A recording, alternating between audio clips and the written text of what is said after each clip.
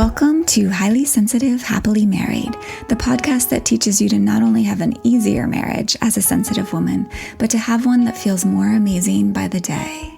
Where you'll hear relatable stories, love advice that works, and coaching on how to have a marriage where feeling upset and disconnected is a thing of the past, and where instead a sense of loving connection and even fun and lightness is the norm.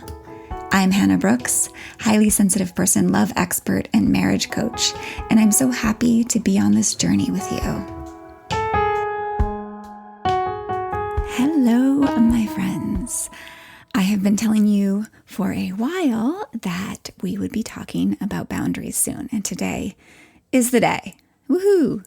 I waited to talk about this until we had talked about the topic we talked about last week, all about men, because setting boundaries really needs to come out of a place of empowerment and love versus anger and resentment. And hopefully last week's episode got you into that space or made it more possible for you to slip into that space of feeling more empowered and more compassionate and maybe even more accepting and loving, instead of a place that it's easy to go around our men sometimes, which is love and anger and resentment. So if you haven't listened to that episode, I highly recommend going back and listening to that before you listen to today's episode. So what are boundaries? Boundaries, in a nutshell, are a way to be self-respectful and good to yourself when you might perceive that others aren't doing that for you. They really are a way of taking loving care of yourself and a way of taking care of your relationships. And also very tangible way to teach your partner how to treat you. Okay, this is big. So boundaries mean a lot of things. Like, this is a word that gets thrown around a lot, especially around in the highly sensitive people world, right? Boundaries is a word we hear a lot of, and you might have some confusion about what it actually means. There are different things that boundaries means. One of the biggest ones that gets tossed around a lot is energetic boundaries. People they call it boundaries, but they mean energetic boundaries. But today, we are going to talk very specifically about what I call relationship boundaries. And we're going to talk about it really clearly and really simply, so it's not all confusing, hopefully. Because there is a lot of confusion when it comes to boundaries. So let's get really simple. A real relationship boundary is when someone comes into your space, your physical or emotional space, like, for example, into your house when you don't want them to, right? Or they come at you with criticism or yelling or a nasty tone or mean words, right? And of course, certainly we set boundaries when there's a hitting, right? Obviously, that's a place where some serious boundaries are called for. And if that's happening to you, I always advise getting some domestic abuse support and not taking my advice around that. Okay. So we're talking more in a marriage, we're talking more things that seem to violate your emotional space. Yeah. So when you're perceiving there's a violation of your space in one form or another, that's when you get to set a boundary. And this is about what you will do when, we're just going to call this your husband is doing this violating piece, right? So it's all about what you do when he does that. Where people really get confused is it's never about you making other people do anything, right? You can't control whether he's criticizing you or not. It's the action that you take when he does that criticizing. So another place that this gets confused is we actually cannot set a boundary when someone hasn't done something, right? So a boundary is not, for example, like your husband forgot to call you on your birthday or forgot to say happy birthday on your birthday. So now you're not going to talk to him. That's not a boundary, right? We don't use a boundary with what I call start behaviors, meaning when you want him to do something, like tell you happy birthday, right? We use requests for that. When we want him to do something, we use a request, we ask him, right? We do not use punishment or manipulation or control tactics, like not talking to him all day, for example, to try to get him to do the thing you want him to do, right? That's just not an approach that works in love. And I would tell you to do it if it did work, but it doesn't. It's one of those, it's backfiring. It backfires. Okay. So a boundary is for what I call stop behaviors. When he is doing something, again, that violates your personal emotional space, and you want him to stop, or you do not want to allow yourself to be subject to that violation. Yeah. So a really clear example is in the case of your husband yelling at you. I think it's always great to ask him to stop first, right? But if he won't, if he's really what I call flipped his lid and he's yelling, your boundary may be that you simply leave the room, right? A boundary is not, right, this is a control tactic, yelling at him to stop. That doesn't work. It usually just fuels the fire, if you've ever tried that one. So one of the things that I've heard here and there is some people will say they set a boundary with their husband and it, quote unquote, didn't work. So in a case like that, what they're most likely meaning is they told their husband to do something different and he didn't, right? Which actually means they didn't actually set a boundary because they were focusing on the other person, their husband, not what they themselves would do, right? This woman was not focusing on herself and what she would do when her husband did that thing, right? It's more about trying to get him to stop, and that's usually with those backfiring tactics. That is not a boundary, okay? And it doesn't work. So I'm going to tell you the specifics of exactly how to set a boundary in just a minute. But first, I just want to share just a couple more little things to understand. It's important to understand that we actually usually don't need too many boundaries. I see this happening a lot, especially in the highly sensitive person world, is that we're very boundary happy. And this tends to just come from a lack of personal agency and trying to control the outer environment instead of the inner environment, which is where your real power is. But really, it's important to understand you totally get to decide what you won't subject yourself to, right? It's totally a personal preference, your choice. But very often we actually do not need a boundary. We just need some mind and emotion management.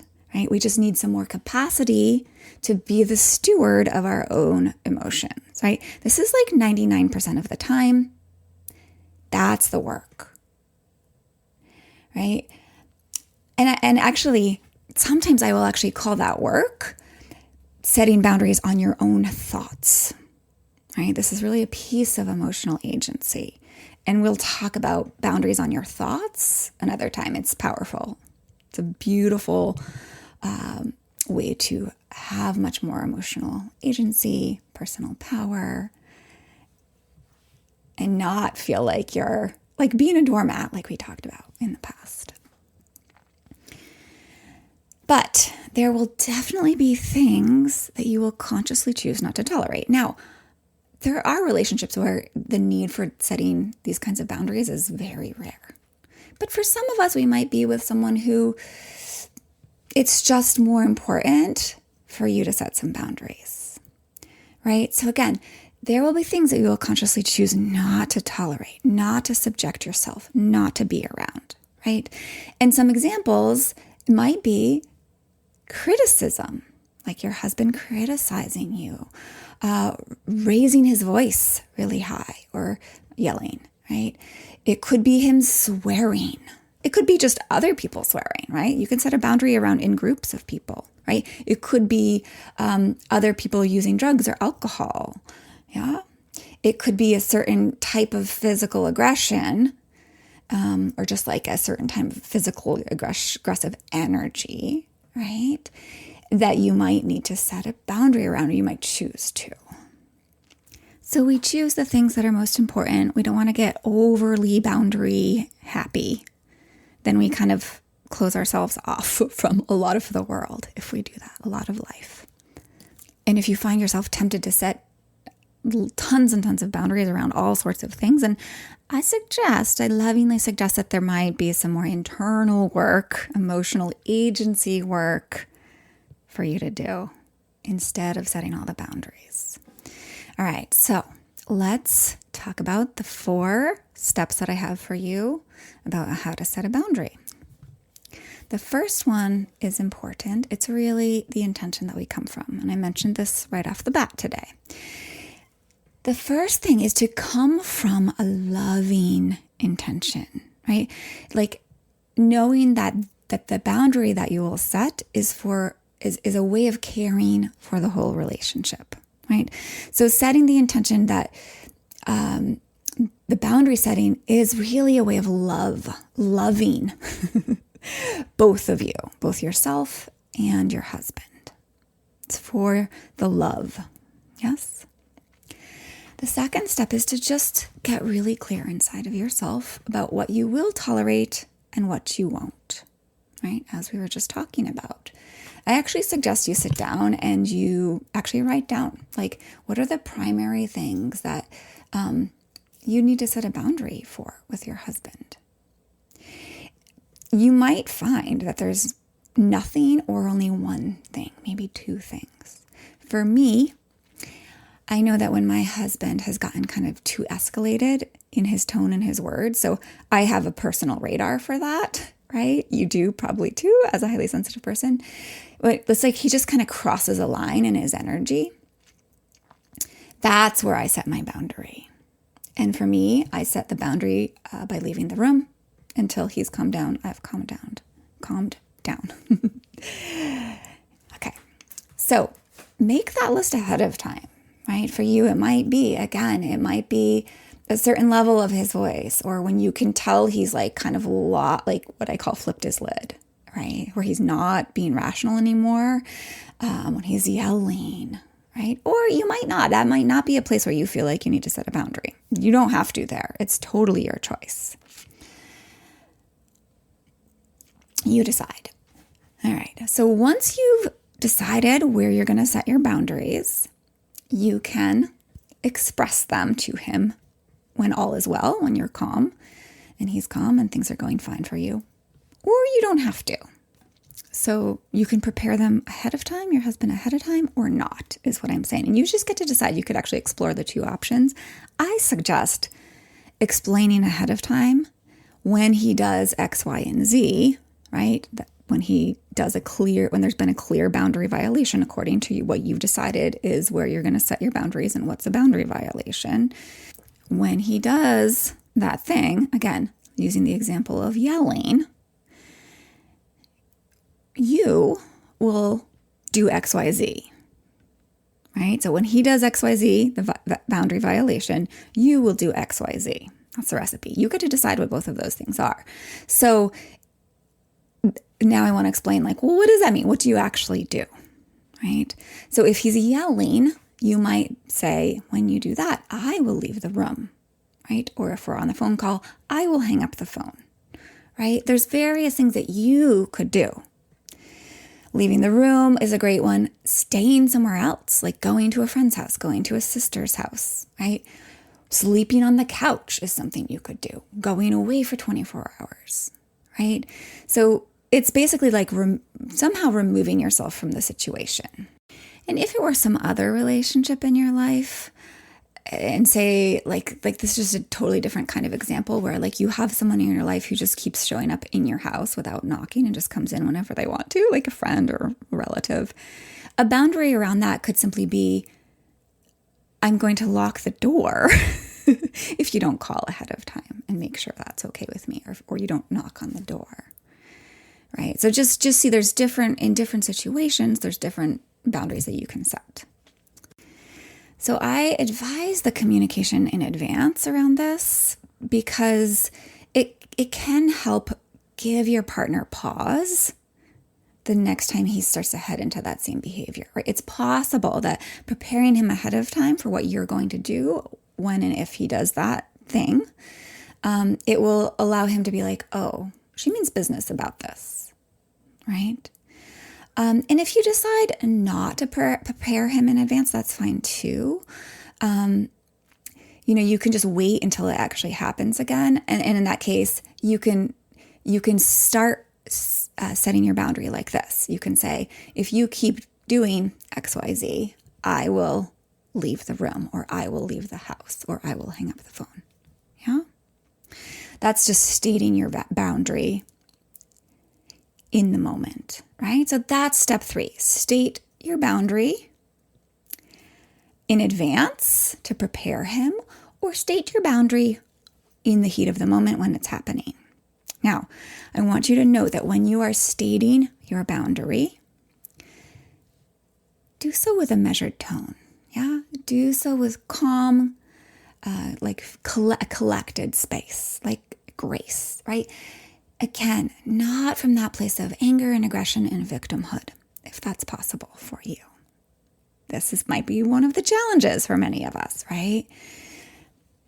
But it's important. It will simply be more effective. So, step number 4, after you have stated your boundary, here's the thing. Your husband, or whoever you're setting this boundary with, can totally still choose to keep doing the thing that you're not going to tolerate. He can keep yelling. It's his choice. You cannot control him.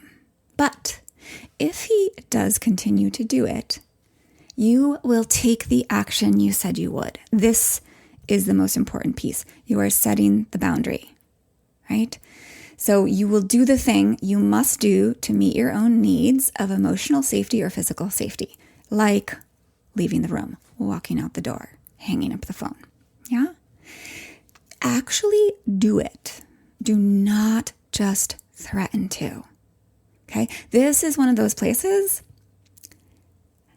that boundaries fall apart. This is another place where people are like, oh, I'm setting boundaries, it's not working. It's because they're not doing the actual follow through, right? And this is the hardest point. It's the hardest part to actually do.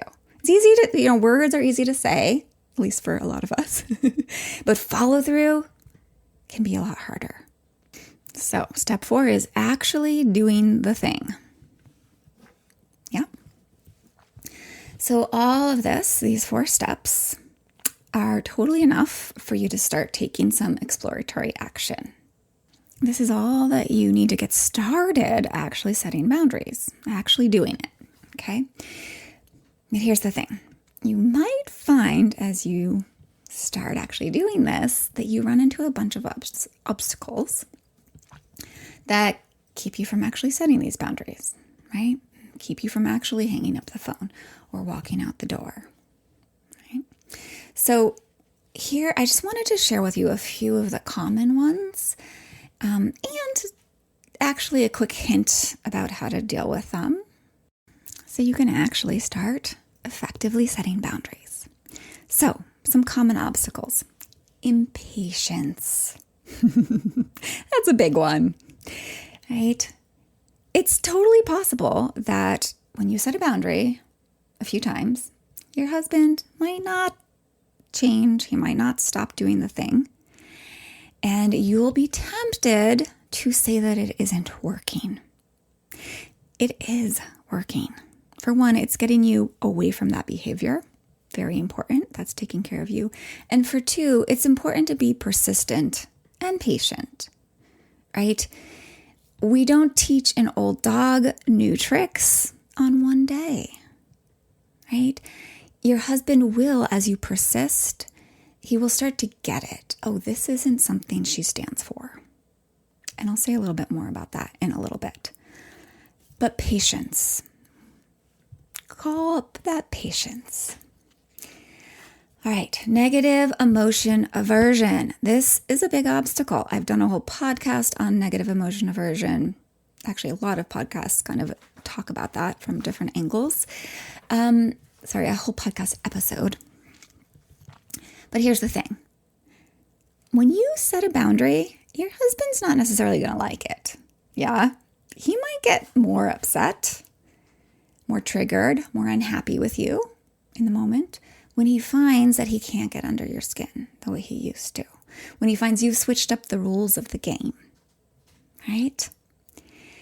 Now, his upset might upset you. Right? I did a whole episode about that one too. So if this is an issue, go back and listen to that one.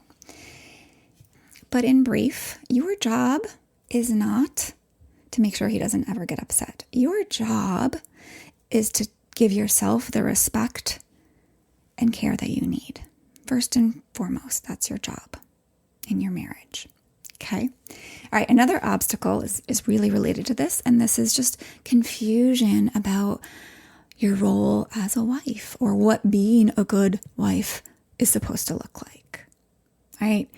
This is just so what I was just talking about. It's like, if we believe that being a good wife means you don't upset your partner or you don't do things he doesn't like, you just tolerate things that you don't like. So he's happy, you're going to have trouble setting boundaries. And that's really just a confusion of your brain, what I call a thought error. Because remember, you will be a better wife if you let him be upset and you take care of yourself and the healthy vision you have for this relationship. Not let him and his tantrums run the ship, okay? Let love and your vision for what you want steer the ship. That is being the best wife possible. Okay. Another obstacle is common one, is kind of related to impatience too. It's this desire to fix the problem right away. And that can oftentimes show up as fighting him to really get why it's wrong of him to be yelling at you, right? Or swearing or whatever the thing is, right? Like telling him in the moment to stop doing the thing or just fighting for him to stop.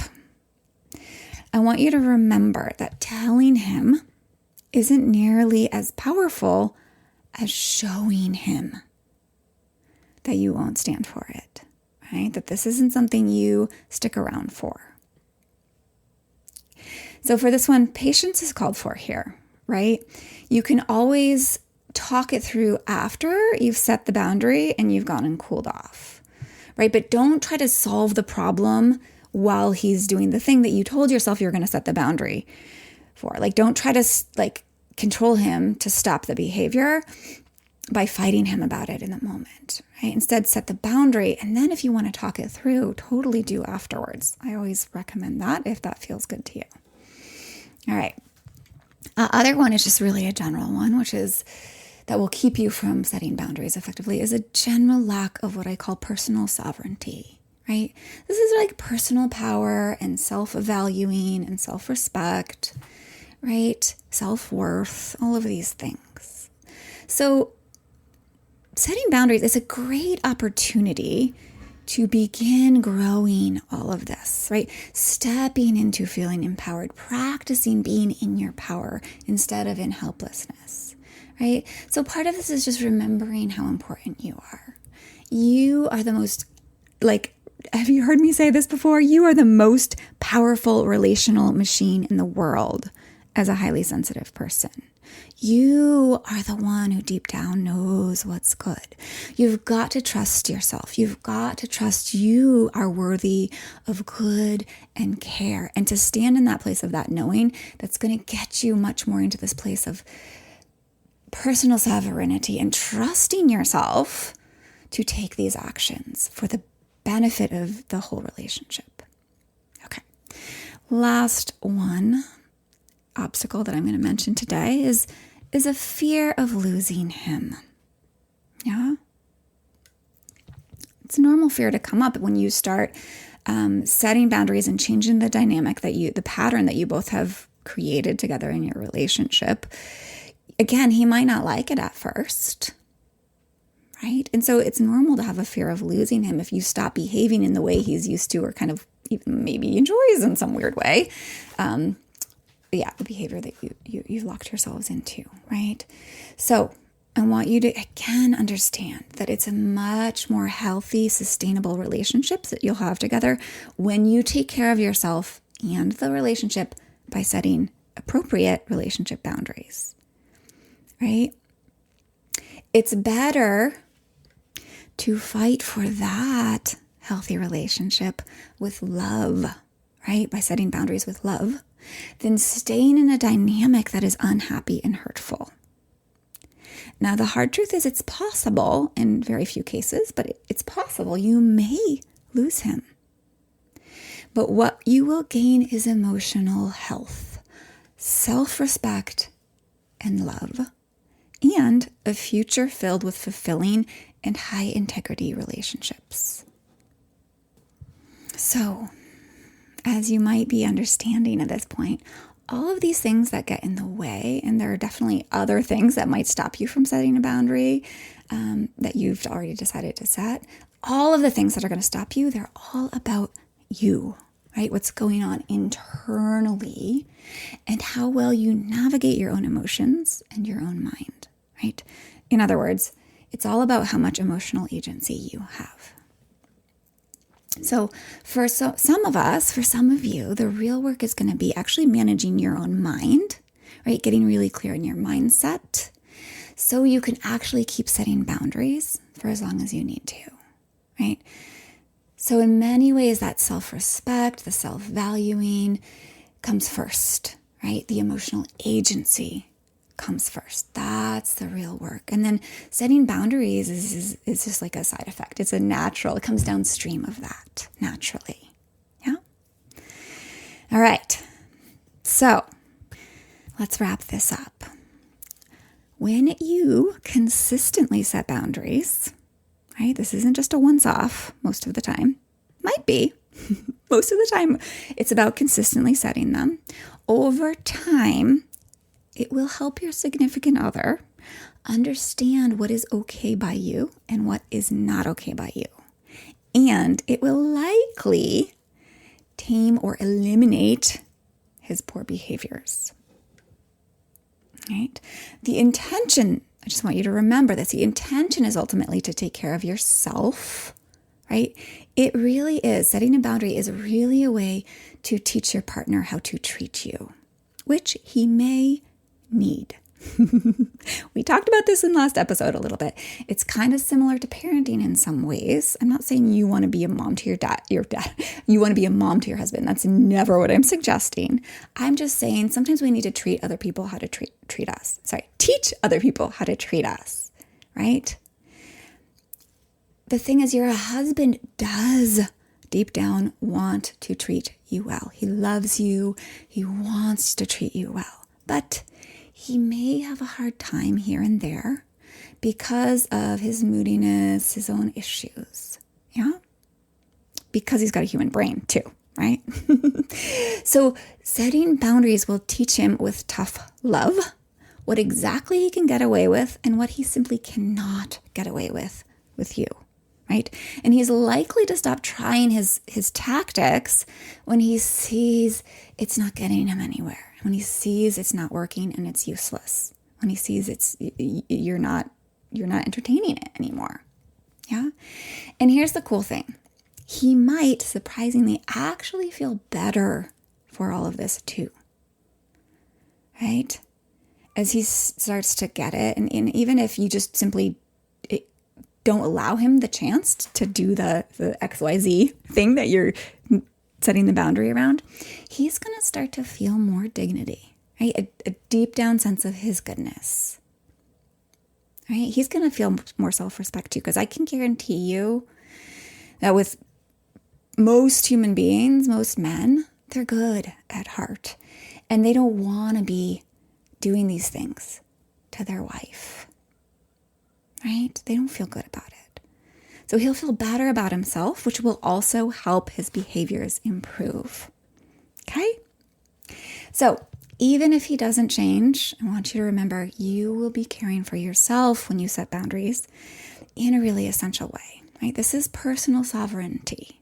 It's you leading the relationship with integrity and from your heart, right? It's you blazing the trail to a better, more respectful, loving, high integrity marriage for both of you. And that's a beautiful thing. All right, be oh so well. Hey, if you've been considering coaching one-on-one with me for a little while and you've been hesitating, I encourage you to go ahead and sign up for a consult call. I've got 3 spots left for this entire year for one-on-one coaching clients.